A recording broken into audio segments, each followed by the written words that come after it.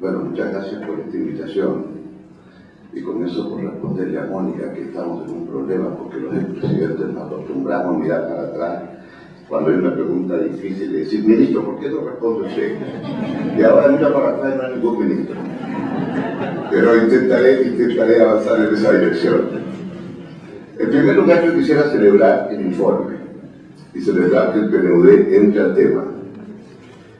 Y mirando hacia atrás lo que ha hecho el PNUD en materia de pensamiento, desde el informe pionero de Mabul Ulaq y Amartya Sen en 1990, a partir de este informe de desarrollo humano, que implicaba tener una visión distinta de qué entendemos por desarrollo, ha venido un conjunto de temas que se han ido incorporando año tras año. Entonces surgió el tema con mucha fuerza de que hay que crear un índice de desarrollo humano que no sea el per cápita.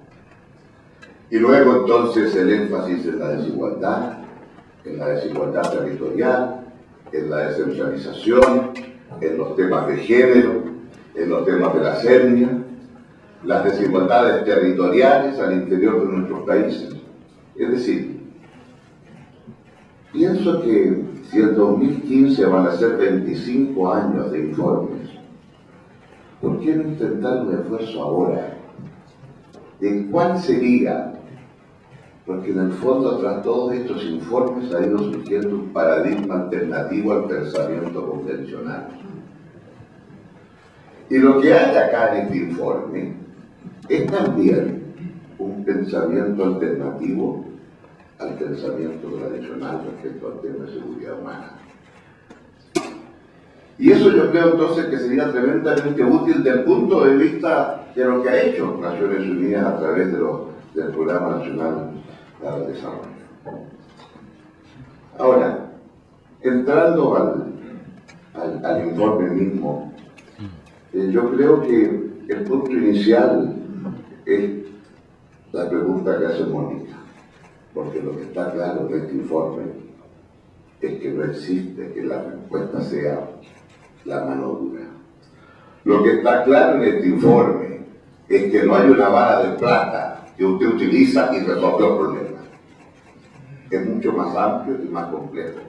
Y el punto uno, yo diría, es el tema de la seguridad ciudadana está inserto en el tema mucho más global de cuál es el tipo de agenda de desarrollo que esa sociedad tiene. Porque el tema de seguridad humana pasa a ser un indicador central en el tipo de desarrollo que una comunidad tiene. Y por tanto, es un tema de los policías y del Estado, en la capacidad que tiene, obviamente, pero está mucho más allá que aquello.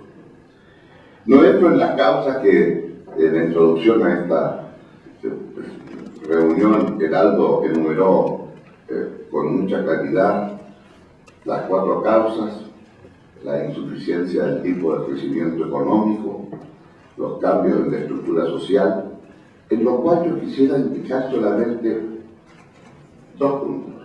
Primero, el crecimiento en los últimos años de cambios de estructura social hacia sociedades donde los hogares monoparentales aumentan significativamente de un 7 a un 15%.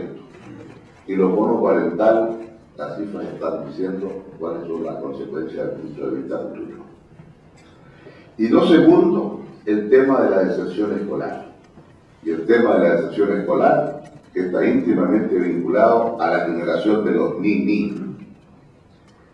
Ni educación porque no estudian, ni trabajo porque no tienen empleo.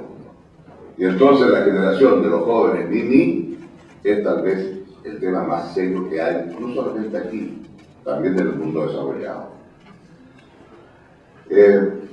Y respecto del tema de la participación del Estado y la fuerza del Estado, lo que ha indicado el presidente Colón creo que es muy importante. Me agradó ver que el número de presos sin sentencia en Chile había disminuido de un 40% a un 23%. Presos que están en la cárcel sin sentencia. Seamos claros, antes de la reforma procesal penal, desde que se aprendía al delincuente hasta que había sentencia final, la media eran 5 años. Y se supone que con la reforma la media debía bajar, no sé si pasaremos, debía bajar a 9 meses o 10 meses como máximo. El único problema es que la reforma procesal penal significó más que duplicar todo el presupuesto del Poder Judicial de Chile, solo para pasar del sistema inquisitorial en que el juez investiga, acusa y sanciona, herencia de nuestro sistema español, como es el resto de América Latina, al sistema donde hay un fiscal que acusa, un defensor que defiende y un juez de garantía que falla. Pero invéntese usted todo aquello y que además las audiencias son públicas y los juicios son rurales, entonces no le digo lo que hay que gastar en infraestructura y lo que hay que gastar después, y usted en términos de funcionarios triplicó. Y claro, eso nos tomó 6 años, entonces llegaba el señor director de presupuestos. La buena noticia, presidente, es que usted dispone de 6 puntos para aumentar el gasto fiscal. La mala noticia es que la reforma judicial se está llevando 8 puntos. O sea, tenemos un déficit de 2 para comenzar a hablar. Bueno, digo esto porque creo que es un tema muy central. Y el hacinamiento de las cárceles, claro, doblamos la superficie carcelaria. Y eso demandó el esfuerzo de los 6 años míos, los 4 años de la presidenta Bachelet, etc. Y ve usted cuando se produce un incendio de la cárcel tremendo San Miguel, y el gran tema del hacinamiento como si no hubiera ocurrido nada. ¿Por qué? Porque la mano dura puede ser, o el sistema inequitativo, se duplicó entre el año 90 y el 2000, se duplicó el número de presos en Chile, entre el 90 y el 2000. Entonces, usted aumenta la superficie carcelaria y ¿qué? ¿Dónde mismo? Es un tema, y ahí tiene el tema que me alto, el de la detención preventiva, que es un tema muy complejo y difícil, porque la detención preventiva en el fondo, cuando es preventiva, la detención, perdón, es provisional, no mientras se hace juicio. La detención provisional implica en el fondo estigmatización, fallo anticipado, ruptura familiar, pérdida de empleo. Entonces, este es un tema muy complejo. Sin embargo, creo que a partir de lo dicho, me gustaría concentrarme en lo que a mi juicio son tal vez las tareas más concretas del informe. Y me salto lo que dijo Heraldo rápidamente, el tema de la privatización creciente de la seguridad en América Latina y lo que implica esto como agudizar la desigualdad. Porque si ya estamos privatizando hasta la seguridad, que es la función clásica del Estado, entonces ¿dónde estamos? O sea, la función básica para la cual existe un Estado es seguridad. Comencemos por ahí. Y si esa función el Estado no la puede cumplir, entonces me parece que estamos construyendo una sociedad que no se satisface a sí misma en la base elemental de lo que son los atributos de un Estado para garantizar seguridad a su población. ¿Cuáles son, a mi juicio, las tareas que salen de este informe? Más allá del decálogo que explicó muy bien Heraldo y al cual se refirió mi colega, el presidente Nicolás. El que dice al comenzar que la seguridad ciudadana es parte de la agenda más amplia de un programa de desarrollo humano. Y el que sí me parece muy importante, que las políticas tienen que ser integrales, porque no son de un sector del aparato del Estado, es de la globalidad. Pero eso pasa además porque las políticas al final se aplican a partir de la realidad local. No hay una realidad nacional en materia de seguridad ciudadana. Y por lo tanto, la realidad local y tan importante como la realidad local, la comuna, ¿cuál es la participación ciudadana activa en esa comuna de esa gente que vive ahí? Y por lo tanto, una cosa es el elemento macro, pero otra cosa es cómo te aterriza. Y aquí entonces, claro, las tareas son infinitamente más complejas. Porque todos los programas preventivos, por ejemplo, tienen que ser programas preventivos a nivel local. Usted puede definir programas preventivos nacionales, pero en último término es la localidad, es la comuna la que va a decir qué tipo de programas preventivos puede usted hacer. Es cierto, junto con eso, junto al programa preventivo, iniciamos el programa Comuna Segura, carta del ministro del Interior de ese tiempo, ¿verdad?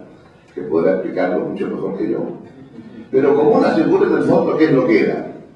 Era generar un gran fondo en donde las comunas, ¿y qué comuna? La junta de vecinos de la comuna X, plantean cuál es el tipo de proyecto social que según ellos a los jóvenes les va a apartar del delito. Y que quieren construir la cancha de fútbol, que quieren esto o lo otro. Y eso me parece que es un tema crucial. Me atrajo antes que Mónica me mande otro partido. Lo segundo que me parece muy importante es, porque aquí están, amén de los mini, aquí están los programas a partir de los Ministerios de Educación, aquí están los programas de competencias deportivas, aquí están los programas de orquestas juveniles, aquí están los programas, etcétera, etcétera. ¿Cuál es el número de recursos que el gobierno central pone y que se distribuyen a nivel local?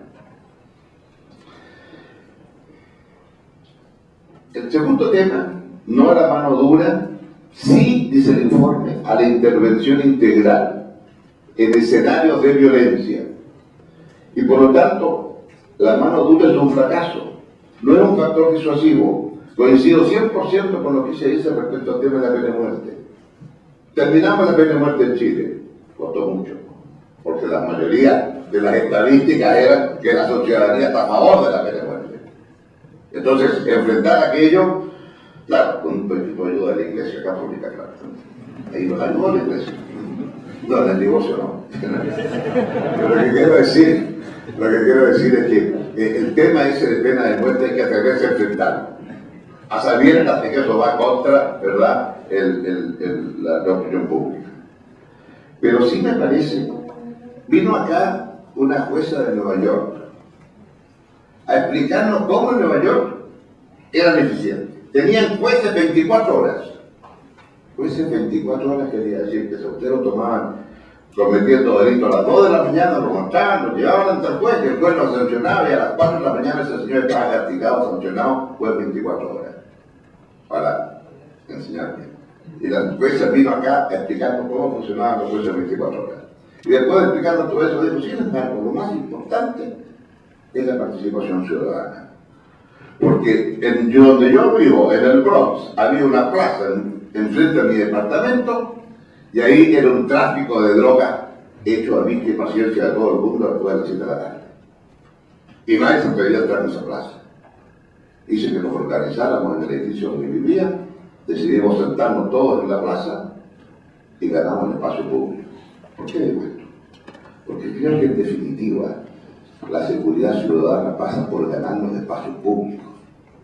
Y eso implica ciudadanía. Y no encerrarnos en la casa cada vez con murallas más altas y fierros más altos.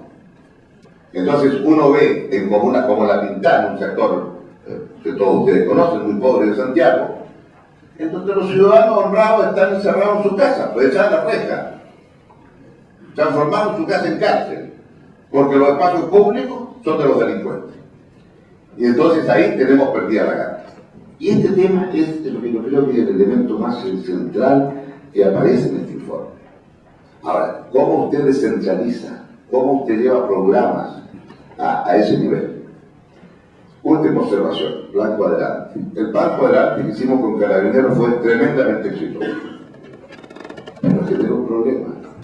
Y que orgulloso a mostrar el plan cuadrante en la ciudad de Temuco, una ciudad de 200.000 personas.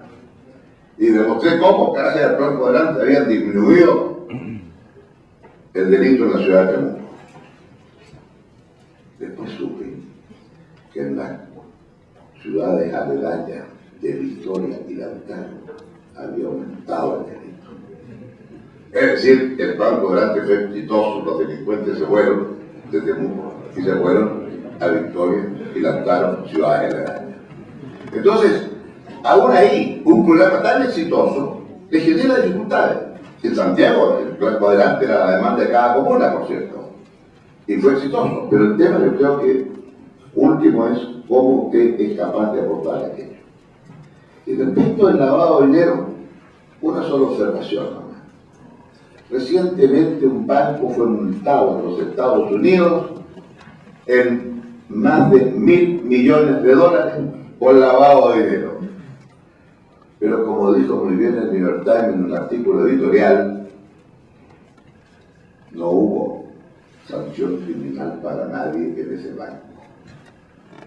El pago de la multa se hizo a cambio de que no hubiera persecución criminal. Creo que eso lo dice todo. Y finalmente creo que el tema de la cooperación internacional es muy importante y lo que aquí se plantea, el Foro Regional de Seguridad Ciudadana para América Latina y el Caribe, creo que es una buena iniciativa como para poder hacer un seguimiento y para poder intercambiar experiencias. En suma, un informe que nos obliga a revisar y a entender el por qué seguridad ciudadana está en el primer lugar, pero que seguridad ciudadana requiere una participación de los ciudadanos en último término. Y creo que los cuerpos policiales, como los que tenemos en Chile, que colaboran en otros países, es tal vez un motivo de orgullo para nosotros, sin duda, pero creo que es absolutamente insuficiente. Y creo que decir que la culpa es que los policías no hacen su trabajo o que los jueces no hacen lo que tienen que hacer es una respuesta demasiado fácil para una tarea que involucra a toda una sociedad. Muchas gracias.